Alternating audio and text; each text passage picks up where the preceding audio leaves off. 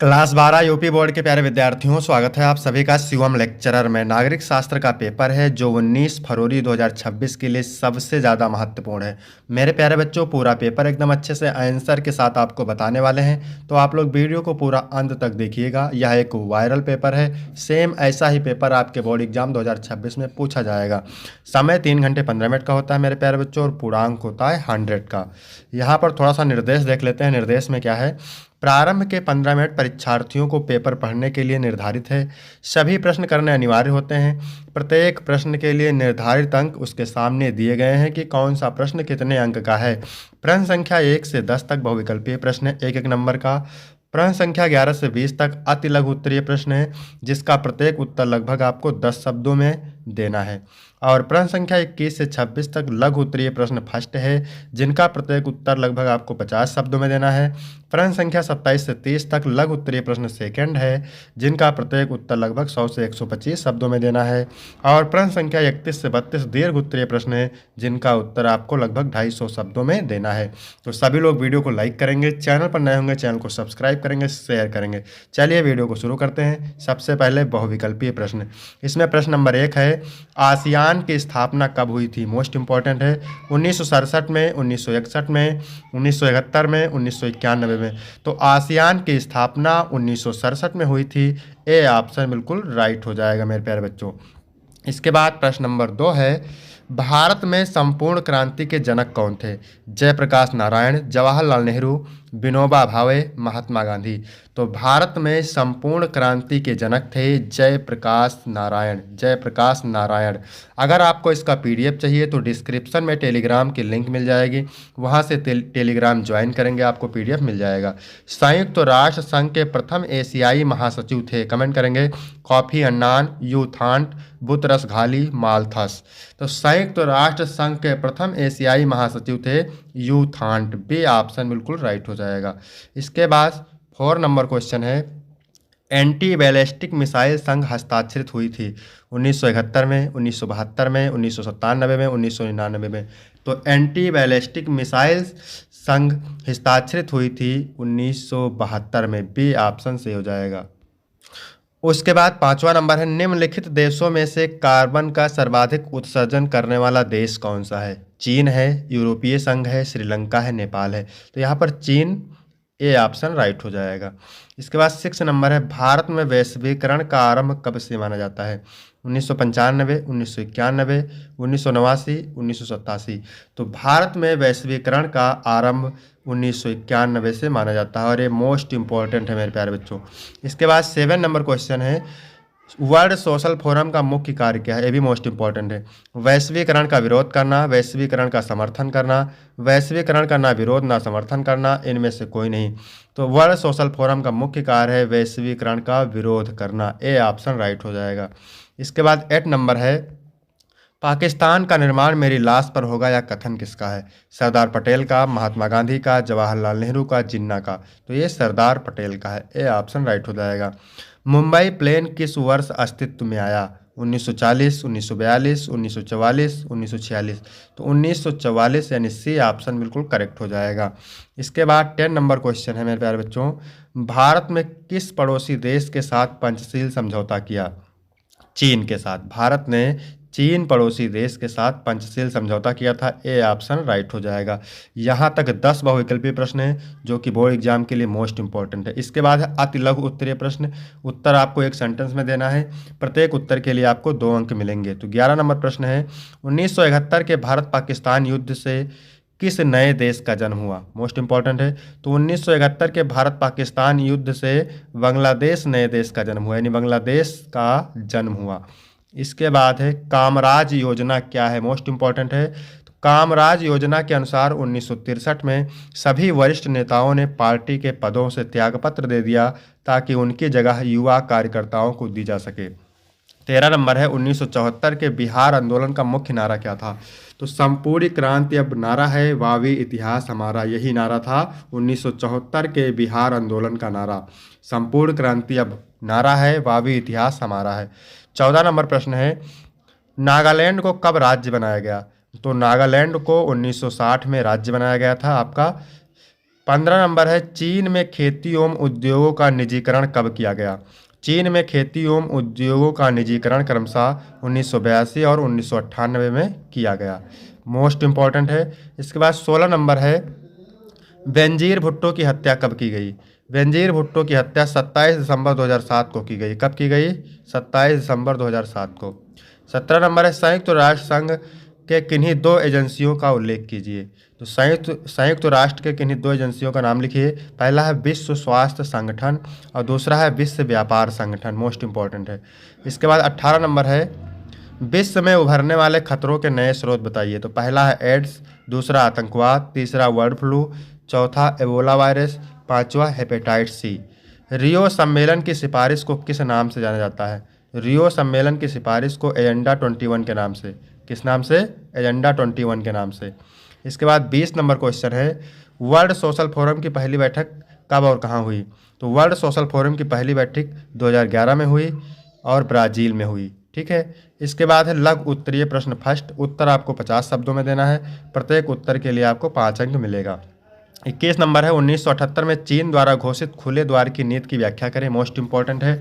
तो 1978 में चीनी नेता शाओपिंग ने खुले द्वार की नीति की घोषणा करके आर्थिक सुधारों की शुरुआत की, जिसके फलस्वरूप चीन ने लगातार उन्नति तथा आगे चलकर एक आर्थिक शक्ति के रूप में उभरा। इससे चीन में तेजी से बदलते प्रवृत्तियों का पता चलता है। इसके बाद 22 नंबर है सार्क के किन्हीं दो उद्देश्यों का उल्लेख कीजिए। तो पहला उद्देश्य है सार्क का मुख्य उद्देश्य यह है कि दक्षिण एशिया के राज्यों में सहयोग बढ़े और एक दूसरे के विकास में सकारात्मक सहायता प्रदान करे। दूसरा है दक्षिण एशिया में आर्थिक प्रगतिशील सामाजिक उन्नति तथा सांस्कृतिक विकास में तेजी लाना। इसके बाद है 23 नंबर प्रश्न विश्व बैंक पर एक संक्षिप्त टिप्पणी लिखिए। तो विश्व बैंक की स्थापना 1944 में हुई थी। इस विशेष संस्था का उद्देश्य सदस्य राष्ट्रों का पुनर्निर्माण और विकास कार्यों में आर्थिक सहायता देना है। विश्व बैंक समूह 5 अंतर्राष्ट्रीय संगठनों का एक ऐसा समूह है जो सदस्य देशों को विजन और वित्तीय परामर्श देता है। इसका मुख्यालय वाशिंगटन डीसी में है। इसके बाद 24 नंबर प्रश्न है परमाणु युद्ध के दो प्रभाव लिखें। तो परमाणु युद्ध ने पूरी मानव जाति नष्ट हो जाती है, पहला है। दूसरा है परमाणु युद्ध के विशेषज्ञों के अनुसार परमाणु बम गिरने से वातावरण में इतनी अधिक रेडियोधर्मिता फैल जाएगी कि दूर दूर तक रहने वाले लोग भी इसके प्रभाव क्षेत्र में आकर रोगग्रस्त हो जाएंगे। इसके बाद 25 नंबर है कारगिल संघर्ष के कारणों का उल्लेख कीजिए। मोस्ट इंपॉर्टेंट है। कारगिल संघर्ष के कारणों का उल्लेख निम्नलिखित है। पहला है कारगिल संघर्ष का प्रमुख कारण पाकिस्तान सेना द्वारा नियंत्रित सीमा के निकट भारतीय क्षेत्र के कुछ भागों पर कब्जा करना था। दूसरा है कारगिल संघर्ष का एक प्रमुख कारण पाकिस्तान की भारत के प्रति शत्रुतापूर्ण नीति। इसके बाद 26 नंबर है हरित क्रांति क्या थी।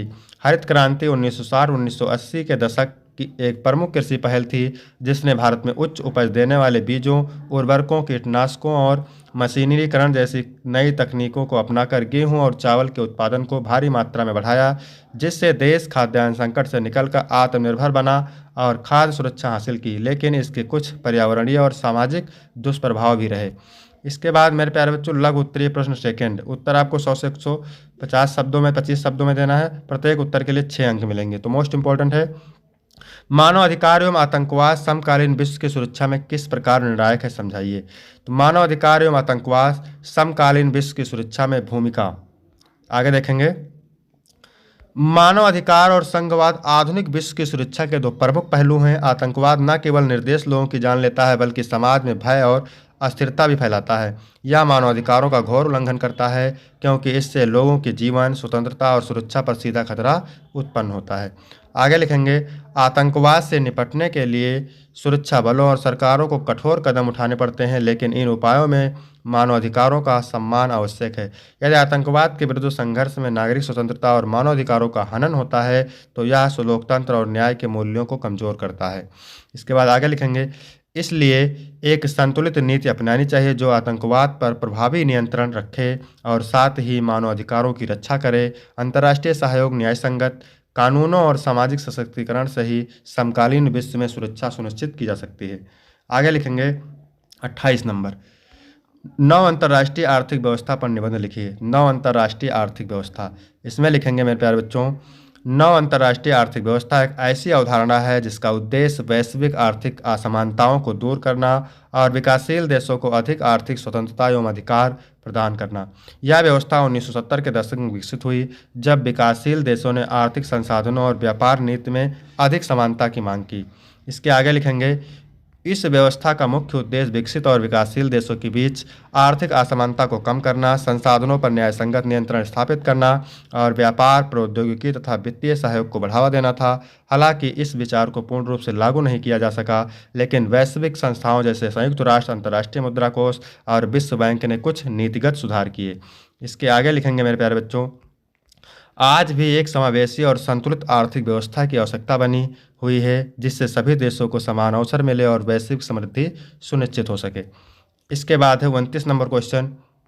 1947 में भारत विभाजन के तुरंत बाद रजवाड़े के प्रति भारतीय सरकार का क्या दृष्टिकोण था?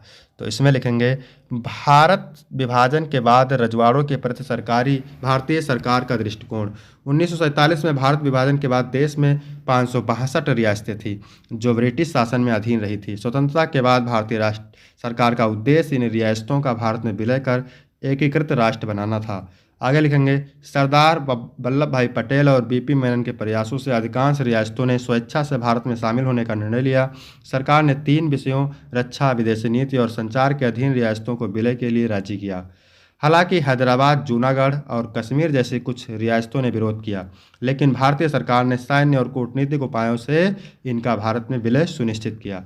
आगे लिखेंगे, इस दृष्टिकोण का मुख्य उद्देश्य एक मजबूत, अखंड और संगठित भारत का निर्माण करना था, जिससे राजनीतिक अस्थिरता और आंतरिक संघर्षों को रोका जा सके। इस नीति ने आधुनिक भारत की एकता और स्थायित्व की नींव रखी। इसके बाद 30 नंबर है, क्षेत्रवाद क्या है? यह भारत की राज्य व्यवस्था को किस प्रकार प्रभावित कर रहा है? तो क्षेत्रवाद का अर्थ है किसी विशेष भौगोलिक क्षेत्र के लोगों द्वारा अपनी सांस्कृतिक, आर्थिक या राजनीतिक पहचान को प्राथमिकता देना। यह भावना कभी कभी राष्ट्र की एकता और अखंडता को चुनौती दे सकती है। भारत जैसे विविधतापूर्ण देश में क्षेत्रवाद विभिन्न रूपों में देखने को मिलता है, जैसे भाषा, संस्कृति, आर्थिक असमानता और राजनीतिक हितों पर आधारित क्षेत्रीय आंदोलन। इसके बाद है भारत की राज्य व्यवस्था पर प्रभाव। तो पहला है राजनीतिक अस्थिरता। क्षेत्रीय दलों के उदय में राष्ट्रीय राजनीति में अस्थिरता बढ़ सकती है। विभाजन की मांग। क्षेत्रवाद के कारण तेलंगाना, झारखंड और उत्तराखंड जैसे नए राज्यों का गठन हुआ। इसके बाद तीसरा है आर्थिक असमानता। कुछ क्षेत्र तेजी से विकसित होते हैं जबकि कुछ पिछड़े रह जाते हैं। सामाजिक तनाव। कभी कभी यह भाषाई या जातीय संघर्ष को जन्म देता है, जिससे समाज में विभाजन बढ़ता है। फिर है दीर्घ उत्तरीय प्रश्न। उत्तर आपको लगभग 250 शब्दों में देना है और प्रत्येक उत्तर के लिए आपको 8 अंक मिलेंगे। 31 नंबर मोस्ट इंपॉर्टेंट है, सार्क की स्थापना कब हुई? इसके उद्देश्यों का वर्णन कीजिए। अथवा वैश्विक पर्यावरण को बिना हानि पहुंचाए आर्थिक विकास करने के विभिन्न देशों के सामने एक चुनौती है, इस कथन को उदाहरण सहित समझाइए। इसके बाद 32 नंबर प्रश्न है, बांग्लादेश युद्ध 1971 की विवेचना कीजिए अथवा जम्मू कश्मीर की समस्या का वर्णन कीजिए। तो यहाँ तक वीडियो कंप्लीट होता है मेरे प्यारे बच्चों। वीडियो कैसा लगा? वीडियो अच्छा लगा हो तो वीडियो को लाइक करेंगे, चैनल को सब्सक्राइब करेंगे। फिर मिलते हैं आपको अगली वीडियो में, तब तक के लिए जय हिंद, जय भारत।